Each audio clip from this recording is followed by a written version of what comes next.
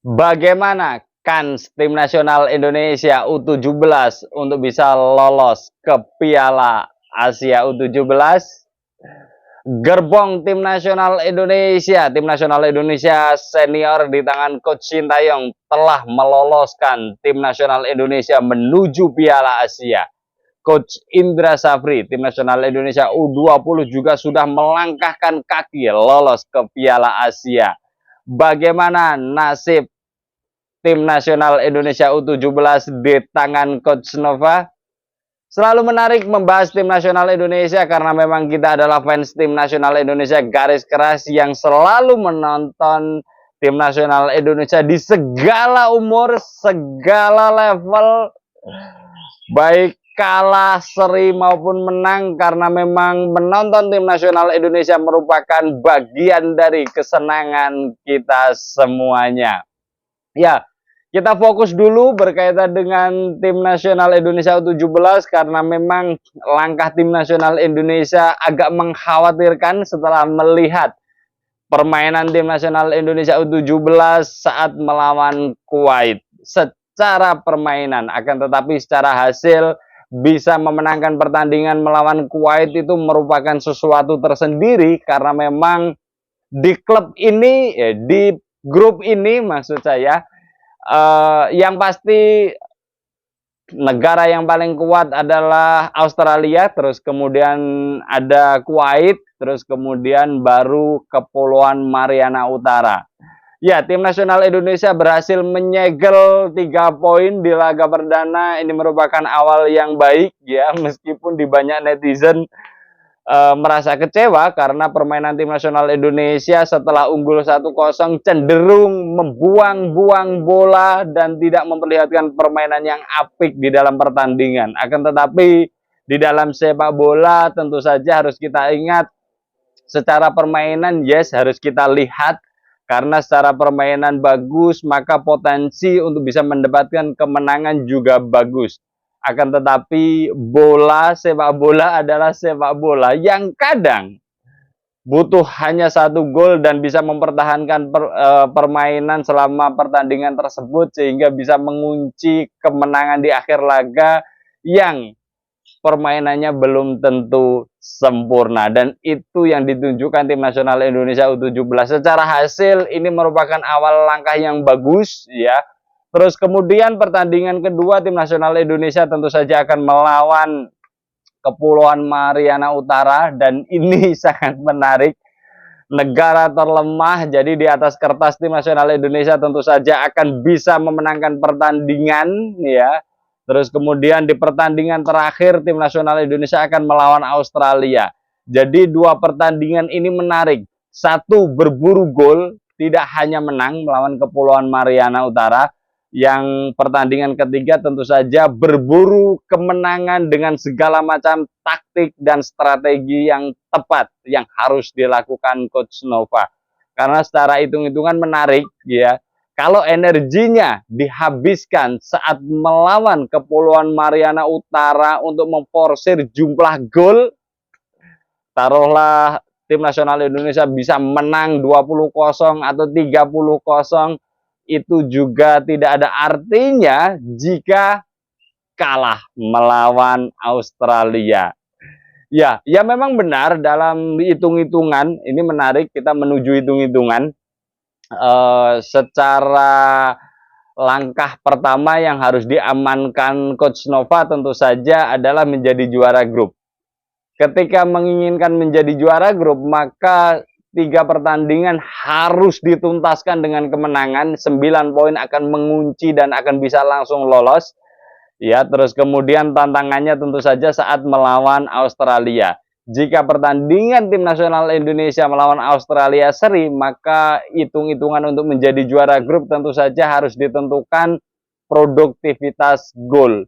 Dan ini yang menarik karena memang Australia sudah menang telak saat melawan Kepulauan Mariana Utara. Kemudian tim nasional Indonesia juga harus melakukan yang sama. Akan tetapi yang menjadi taktik, susunan pemain, dan strategi yang harus diutamakan oleh Coach Nova tentu saja berhitung kekuatan atau endurance ya, daya tahan tim nasional Indonesia ketika harus dimainkan di 3 pertandingan di waktu yang berdekatan. Jaraknya 2 hari, 2 hari, 2 hari. Jadi ini Coach Nova juga harus berhitung tentang kebugaran pemain dan kolektivitas tim. Karena sebagus apapun pemain, energinya habis, dia akan jalan kaki di tengah lapangan. Dan ini yang harus dipertimbangkan Coach Nova. Jadi menang besar melawan Kepulauan Mariana Utara penting, tapi lebih penting adalah mengantisipasi pola permainan dari Australia yang permainannya sudah kita kenal dan kita lihat saat Australia mengikuti Piala AFF U16. Secara garis besar para pemainnya sama dan ini harus diwaspadai betul, dan Coach Nova tentu saja diuntungkan dengan pernah melawan Australia waktu Piala AFF, sehingga secara pemain, secara strategi, secara taktik ini bisa dipelajari lebih awal ya. Jika tim nasional Indonesia mampu memenangkan pertandingan melawan Kepulauan Mariana Utara dan menang melawan Australia, maka tuntas sudah. 9 poin tim nasional Indonesia U17 akan bisa langsung lolos. Jika pertandingan tim nasional Indonesia melawan Kepulauan Mariana Utara menang dan seri melawan Australia, maka head to head goal, produktivitas gol akan menjadi penentu juara grup. Dan jika dalam juara grup lewat produktivitas gol itu dimenangkan oleh Australia, maka tim nasional Indonesia harus berharap banyak mengenai kuota runner up terbaik yang nantinya akan diisi 5 negara. Jadi ada 16 kontestan, 10 juara grup, 5 runner up terbaik, dan 1 tuan rumah. Dan yang menjadi menarik adalah karena Lebanon mengundurkan diri dari kontestasi kualifikasi Piala Asia U17 ini, praktis ya secara regulasi